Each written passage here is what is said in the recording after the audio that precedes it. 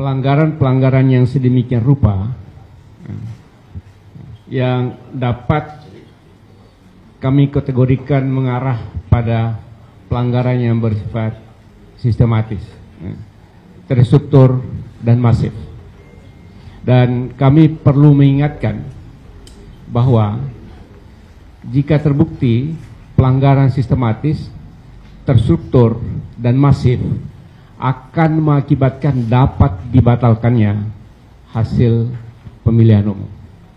Karena itu penting sekali saya dan kami dari Timnas dan tim hukum mengingatkan semua pihak bahwa kalau terjadi pelanggaran-pelanggaran yang demikian sistematis, terstruktur, dan masif mengakibatkan pelanggaran dari mengakibatkan pembatalan dari hasil pemilihan umum.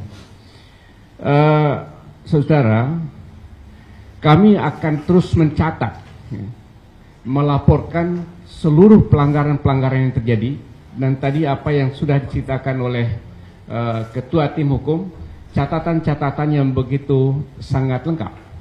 Nah, catatan ini menunjukkan bahwa betapa banyak pelanggaran dilakukan oleh paslon, tadi paling tidak, oleh paslon nomor 2, ada 3 pelanggaran dilakukan oleh calon wakil presiden, dan kami sudah laporkan. Dan pelanggaran itu sepertinya sebuah desain. Pertama dengan pelibatan aparat desa di seluruh Indonesia. Dan Cawapres Gibran hadir dan merasa tidak bersalah apa-apa. Kemudian pelanggaran di Car Free Day, kemudian pelanggaran di masuk pesantren anak-anak, dan seterusnya. Jadi, saya sekalian, pelanggaran-pelanggaran yang dilaporkan, yang diabaikan oleh pengawas pemilu, itu adalah bentuk keterlibatan dari penyelenggara pemilu dengan melakukan pemihakan kepada salah satu pasangan calon. Dalam pengalaman kita sejarah pemilu di Indonesia, manakala penyelenggara pemilu melakukan pemihakan, laporan dari salah satu pihak diproses, laporan dari pihak yang lain tidak diproses, itu adalah bentuk pelanggaran nyata, dan kami catat semua apa yang terjadi. Kemudian saudara-saudara, pelanggaran yang sifat sistematis, terstruktur, dan masif, pertama melibatkan pasangan calon atau peserta, kemudian yang kedua melibatkan penyelenggara baik secara aktif maupun tidak aktif. Secara aktif, ya, penyelenggara melakukan pelanggaran itu sendiri. Kemudian yang kedua, secara tidak aktif, tidak memproses segala laporan-laporan yang ada. Dia tidak melaksanakan tanggung jawab kewajibannya menjaga pemilu yang free and fair.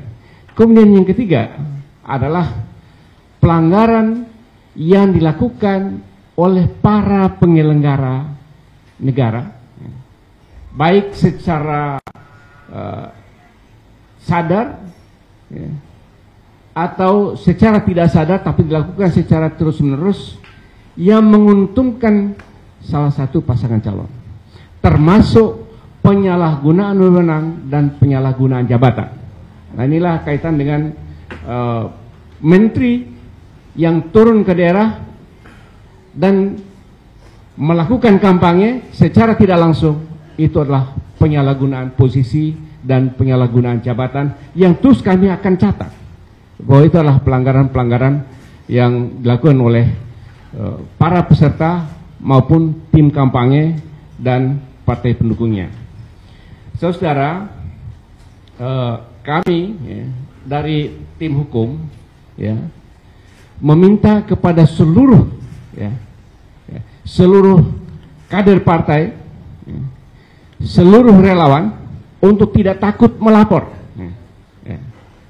Apapun pelanggaran-pelanggaran yang terjadi di Indonesia, karena inilah yang menjadi pintu masuk dan tanggung jawab dari seluruh peserta dan juga relawan dan kader untuk menjaga pemilu ini adalah pemilu yang jujur dan pemilu yang bersih.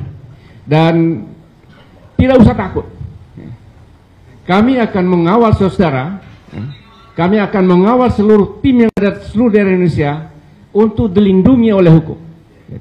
Tidak usah takut menghadapi ancaman, tidak usah takut untuk melaporkan apapun yang terjadi di pelanggaran yang ada di seluruh Indonesia. Ini saya minta betul kepada seluruh kader partai, seluruh relawan untuk melaporkan setiap pelanggaran-pelanggaran sekecil apapun yang terjadi. Kemudian terakhir, kami tentu tadi ada 6 pencabutan izin yang secara mendadak ya dilakukan. Kami sangat prihatin, kami sangat prihatin dengan pencabutan izin yang sangat mendadak yang sudah didesain sedemikian rupa oleh kami untuk menyelenggarakan kampanye, tapi tiba-tiba dicabut izinnya dan kami terpaksa mengubah tempat atau lokasi. Ini adalah tindakan yang tidak fair terhadap pasangan calon nomor urut 1. Oleh karena itu kami meminta kepada pemerintah daerah di seluruh Indonesia untuk bertindak fair kepada semua pasangan calon. Kalau sudah dikeluarkan izin, konsisten untuk memberikan izin, jangan dicabut izinnya ketika kami sudah siap-siap untuk menyelenggarakan kampanye. Jadi ini adalah termasuk kategori kebijakan atau tindakan yang tidak fair. Karena itu sekali lagi kami sangat prihatin, sudah 6 izin yang dibatalkan dan terpaksa kami harus pindah tempat. Saudara, inilah yang bisa kami sampaikan pada kesempatan ini. Terima kasih. Assalamualaikum warahmatullahi wabarakatuh. Happy aja lah, bernyanyi shalalalala, cuek aja lah. Kayaknya masih belum tahu deh sama 23 janji Pak Anies selama menjabat sebagai Gubernur DKI. Sini aku kasih tahu.